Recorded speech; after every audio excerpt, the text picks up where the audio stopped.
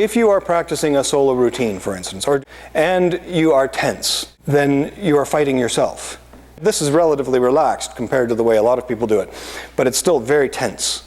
And if you're doing brush, knee, push, and you're trying to make it, look beautiful, that's fine, but if you're tense, so here I can relax my shoulders, I could relax my neck, I could relax my chest, relax everything, relax my waist, relax my hips, my knees, my ankles, my feet, relax my head, and then I can go through the whole thing again, relax my head, my neck, my shoulders, my chest. If I can relax these things, then I can move them. If they're tense, then in order for me to move them, in order for me to use those muscles, I have to relax them so that I can then contract them in the way that I want them to move. I'm holding tension that is serving absolutely no purpose whatsoever. It means I can't punch as hard, I can't move as fast, I can't respond as quickly, I can't apply techniques as efficiently.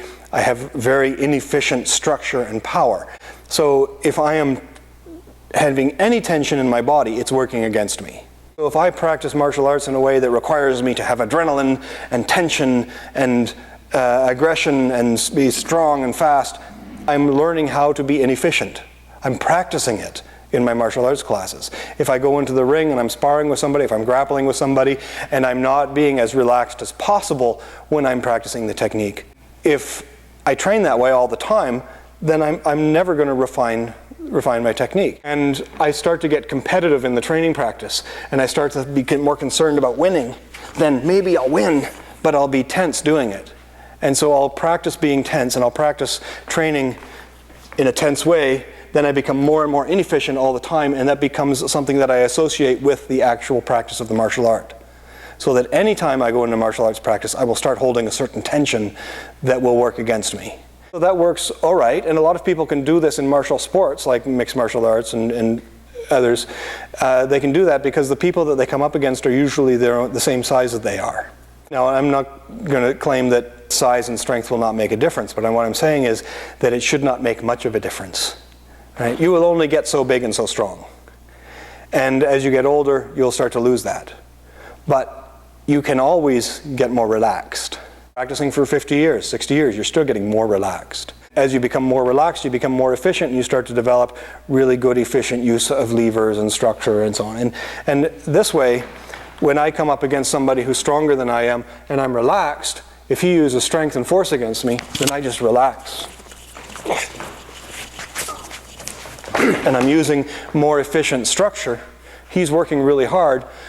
Okay? So if I'm really relaxed, right, then I'm loose and I'm able to find the center. I have my wrist, and I use strength against it, and I can power through and get out. That's fine. But what if I'm not strong enough to do that? I can practice being more efficient by practicing being more relaxed. If I practice using strength against people that strength works against, then I will not be very good at using strength against people. I will not be able to get very good at using that technique against people who are a lot stronger than me. So even if I'm training with someone who is not as strong as I am, I should practice using minimal force to do it. I try to apply that technique, and he's aware of the technique, and he's rooted himself in there for no particular strategic reason other than to defeat this technique. Right? So now I have to practice being relaxed and see if I can make that technique work. You're not practicing the technique unless you're practicing it against somebody who's resisting your technique. Well, yes, that's true to a degree. I would like to be able to make the technique work against anybody no matter what they do. And there are some people who are more skilled than I am who are able to do the technique in a way that does not require any real strength, so they can make it work. But usually what I do is I end up making changes in strategy. So if I apply the technique and I find that somebody's resisting, I must find a way to do it that doesn't require resisting, or I do a different technique. If there's resistance to my technique, it's the wrong technique. As the more he holds on, the more tense he is, the worse it is for him.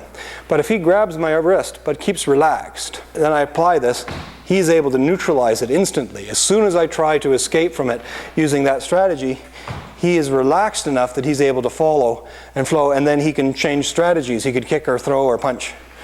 By being relaxed and sensitive, he's able to respond more effectively against my technique, and then my efforts to overpower his grip work against me, and I end up in a far worse position. So if he's relaxed and I'm tense, and I try to use force against it, then I'm in really big trouble. If he's relaxed and I try to change technique, he's still able to neutralize it very easily. But if he's holding on really tightly to my arm, don't let it go, he can't do anything. He's not going to notice that. He has to be relaxed. So it's about regulating me rather than trying to control me. Right? You push, he has some give to him, but if you keep pushing, you just meet the ground. So he's developed this structure from daily practice that means that if I try to get around him, he's just going to stick to me. Right? I can try, if he pushes against my hand and I can get in like that, right? The other hand gets in, but I can get past this hand. If I come in and I make him use force, right, I can normally get in past people. But in this case, I can't because he's sticking to my center. So I try to get in past his hand and he just sticks to my center. And even here, he just throws me. When I push, I'm either on his center and pushing the earth, or I'm just rolling off his center. He's like water supporting a boat. And whenever I push, I'm like a log floating in the water. I cannot beat him with strength. I cannot beat him by trying to overpower him. I'm just going to bounce off him. Right? And I can't even lead him out of his feet. So from here, and he's even older than I am. So what we're learning to do is to move through martially useful structures. So shapes that are good for me as a martial artist. They redirect the energy into the ground. They make me solid so that if anybody pushes on any direction, they'll either find the ground or they'll roll off. There are also positions which teach really good, effective leverage. So aside from teaching us not to fight ourselves and teaching us not to fight the other person, which are two extremely essential tools for a martial artist, we're also learning really efficient mechanics. We're learning how to move in a way that requires very little effort at all. With very little effort, you're learning how to use proper leverage. So for here, it's like a crowbar. Rather than me throwing my body weight at him with my center, instead, as he pushes, I relax and find a still point, and that moves him very efficiently. And as he pushes, I can pivot on this axis as he pushes, and this axis here, and this one, the center line, and this one, my left hip, right, and this one, my right hip. So as he pushes, I can use all of these to neutralize his force. There, now he's gone. Okay? Now, but as soon as he makes contact, from here, he keeps pushing now with this point of contact. So he's changed the point of contact. I just keep changing the lever. I just keep moving the fulcrum around on him. I'm not using force. I'm not fighting against him. There's no pressure. Right? I just change where the levers are. I can push back also, and whoever has the strongest position, the most weight, the most muscle, the most whatever, from here. But if I drop my left hip a little, right, I do this. That's what I'm doing. Yes, if I push against him, it's not going to work. And if I turn my body around my center line, it's not going to have any real effect. But if I put the lever way over here on this side, and I drop my left hip, there. You can resist that against that direction all you want, right? And it's still going to uproot you, and then I can do that. When you're trying to develop an internal technique like this, where you do not feel the pressure increase when it's applied properly, and where when it's done right, you can't really tell what you did.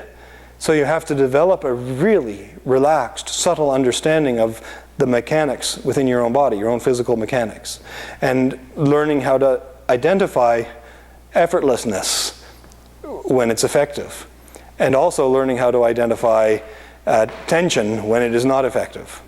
If you're practicing push hands, for instance, you want to be able to practice against somebody who's trying not to let you win. But you also have to be able to practice in a way which helps you develop those finer techniques and those finer strategies. You can resist all you want, right? But this leverage is not going to be stopped. Then I do that. So what it looks like, you okay? Yeah, good. What it looks like is that I did this, and he went flying. Well, I did, but he was already flying. So from here, this leverage, and then that is going to look ridiculous because most of what you're doing is being careful not to hurt the other person. So a lot of the times, you'll do it. Technique.